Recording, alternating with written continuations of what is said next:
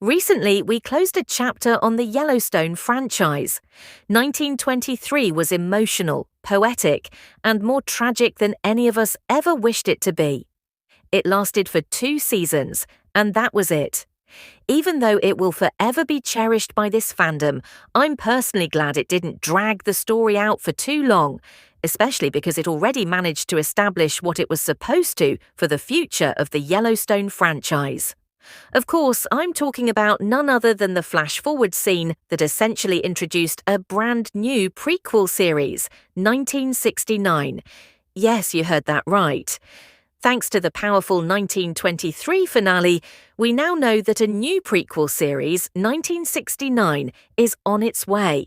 And thanks to leaks that followed, we have a pretty good idea of what to expect from it. Let's discuss it. We already know that the John Dutton we all know and love will be 10 years old in 1969. That means this prequel gives us a front-row seat to the experiences that shaped him.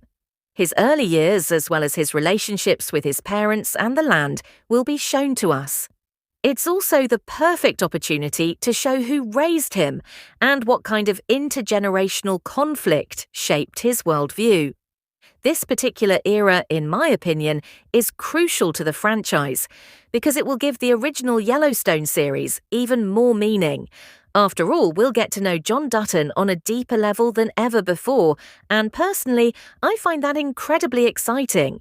Thanks to 1923, we also know that this is the year Spencer dies. I know, tragic. But honestly, instead of being hit by sudden deaths like those of Alex and Elsa in previous prequels, I would have preferred to know who would die beforehand. But feel free to disagree with me on that. Of course, this doesn't necessarily mean we won't see Spencer in the show. On the contrary, I think this will be the last opportunity to see him, now well into his 80s. He would be that strong grandfather figure we've heard John talk about in Yellowstone, so we can expect some powerful grandfather-grandson bonding scenes. I'm already getting emotional just thinking about it. However, that's only half the story. We all know Elizabeth is also alive and well, so it's expected she will re-enter the Duttons' lives, challenging Spencer's authority and trying to claim her son's right to the ranch. By doing so, she'll also be challenging John Dutton's inheritance. In other words, we will witness the first conflict within the Dutton family, which will set the stage for the rivalry between Jamie and Beth in the future. To me, that sounds like the foundation for a powerful showdown. You might remember that in the 1923 finale, Kara didn't make a single remark about Elizabeth's pregnancy when she left the ranch.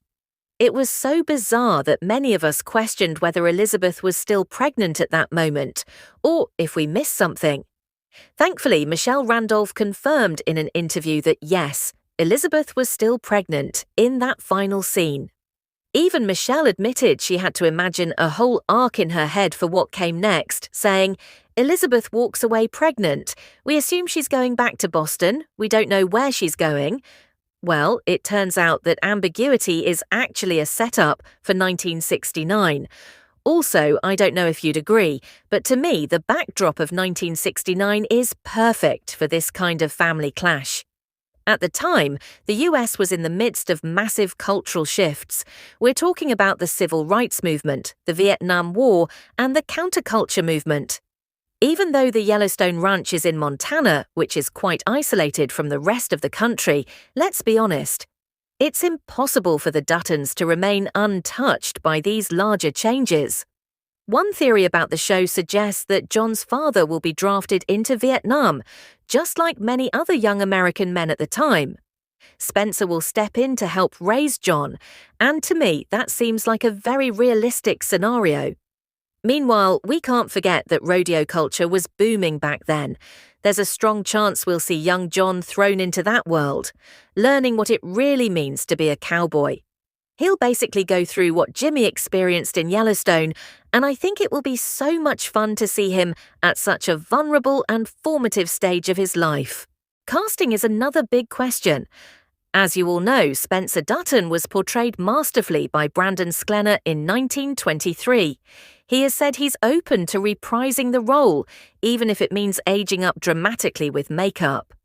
Let's be honest, that would be a bold move, but I would love to see it. Still, there's been a lot of chatter about Kurt Russell possibly stepping into Spencer's boots for 1969, and that seems like the more likely option. If there's a mature Elizabeth returning to the ranch, possibly played by an older Michelle Randolph or a new actress, we're bound to see an absolutely electric dynamic between the two. That is certain.